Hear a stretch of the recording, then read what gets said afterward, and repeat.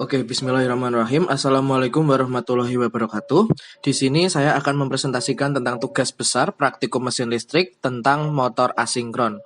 Sebelumnya, saya akan memperkenalkan diri saya terlebih dahulu. Nama saya Arif Rahman Hakim, NEM D400 1854 dari kelas A, Teknik Elektro Universitas Muhammadiyah Surakarta. Oke, next. Untuk motor asinkron sendiri yaitu sebuah motor listrik yang bekerja dengan arus bolak-balik dikenal sebagai motor asinkron. Nah, motor ini terutama bekerja pada arus induksi di dalam rotor dari medan magnet putar stator.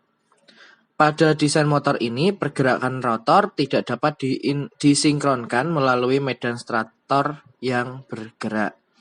Nah, selanjutnya, untuk komponen motor asinkron sendiri, yang pertama itu ada rotor. Ini komponen utamanya. Yang pertama rotor. Rotor adalah bagian yang berputar dari sebuah motor.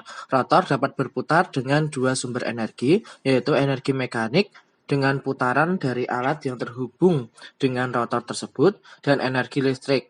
Motor diberikan arus listrik. Nah, selanjutnya ada stator. Stator terdiri dari lilitan atau kumparan yang memberikan efek magnet kepada rotor, sehingga rotor dapat berputar. Selanjutnya, di sini ada prinsip kerja motor asinkron. Motor asinkron bekerja berdasarkan prinsip induksi elektromagnetik, di mana rotor pada motor ini tidak mendapatkan daya listrik melalui konduksi seperti pada motor DC. Nah, motor ini tidak memiliki perangkat eksternal untuk menstimulasi rotor di dalam motor. Dengan demikian, kecepatan rotor terutama bergantung pada induksi magnet yang tidak stabil. Medan elektromagnetik yang bervariasi dapat menyebabkan rotor berputar pada kecepatan yang lebih rendah daripada medan magnet stator.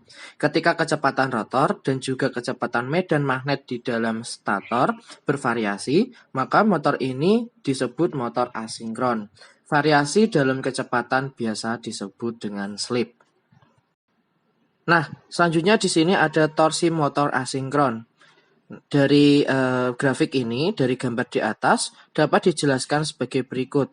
Yang pertama, saat motor mulai menyala atau start, ternyata terdapat arus nyala awal yang tinggi dan torque yang rendah. Nah, yang kedua, mencapai 80% kecepatan penuh, torque berada pada tingkat tertinggi dan arus mulai turun. Yang ketiga, pada kecepatan penuh atau kecepatan sinkron, arus torque dan stator turun ke 0, seperti itu. Mungkin untuk penjelasannya dan untuk grafiknya dapat dilihat di gambar di atas ini.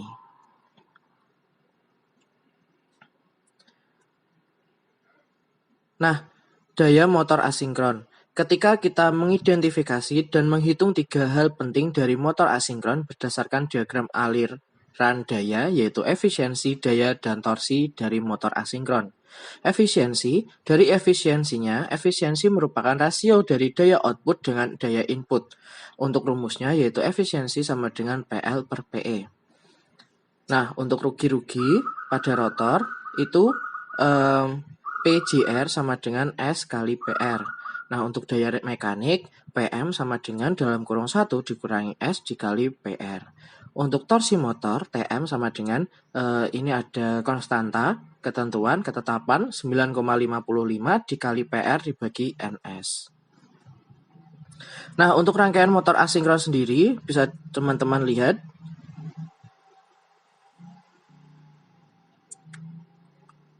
Di sini terdapat stator dan rotor.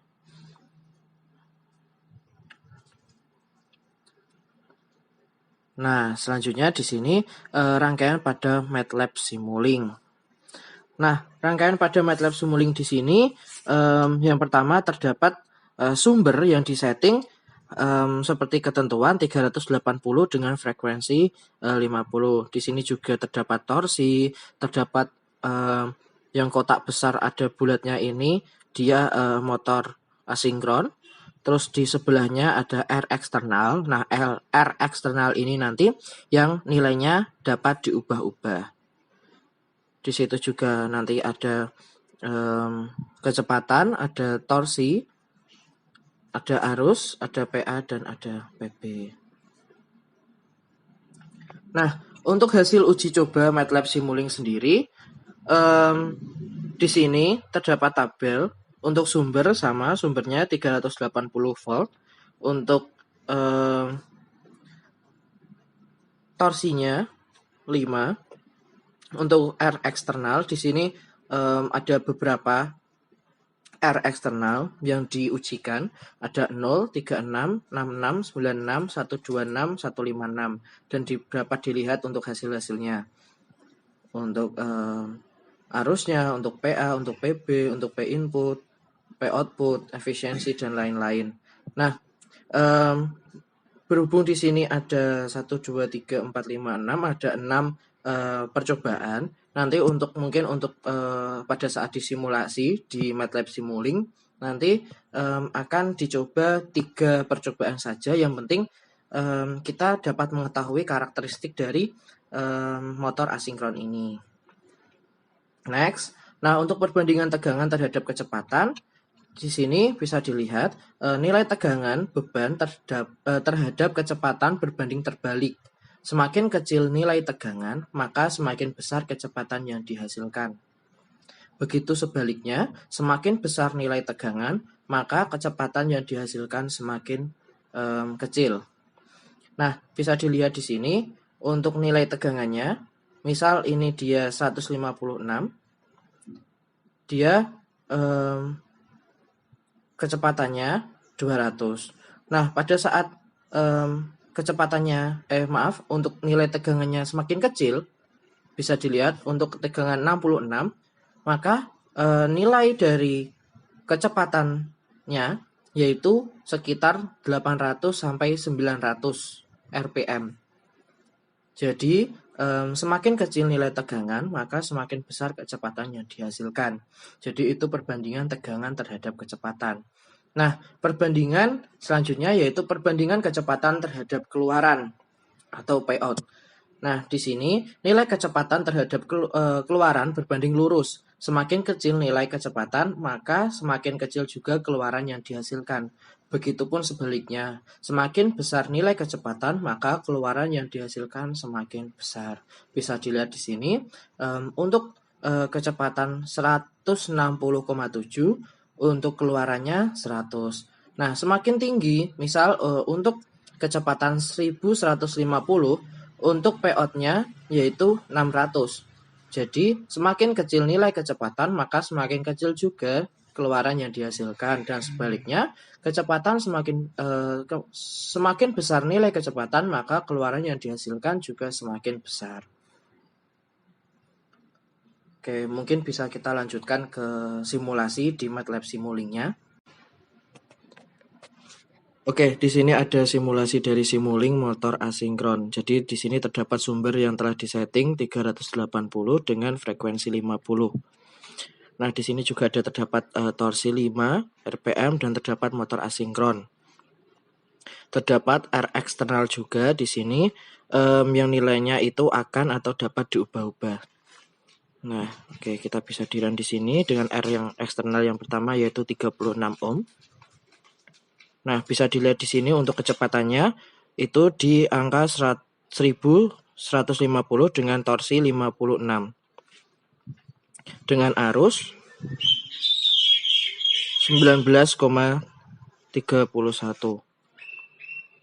Nah, di sini juga ada PA dan PB.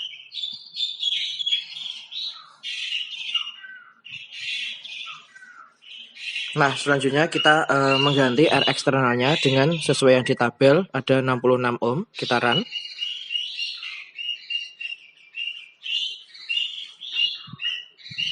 Nah, bisa dilihat di sini ya, untuk kecepatan semakin kecil dengan nilai 800-an, itu karena nilai R eksternal bertambah atau semakin besar, dan sebaliknya. Dan untuk tegangan dan arusnya, untuk arusnya dia cenderung stabil sekitar 19,6. Di sini ada PA terlampir dan ada PB juga.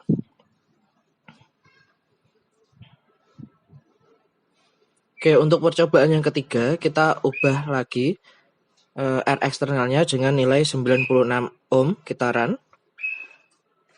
Nah, Seperti yang tak jelasin tadi di PowerPoint, bahwasanya di sini untuk kecepatan semakin kecil dengan nilai 600-an karena nilai R eksternal semakin besar, yaitu 96.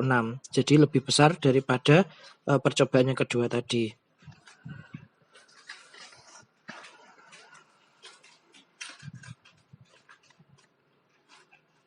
Nah, untuk hasil output sendiri itu berbanding lurus dengan kecepatan, sehingga speed itu tinggi, output juga tinggi, dan sebaliknya, jika speed atau kecepatan rendah, outputnya juga akan rendah.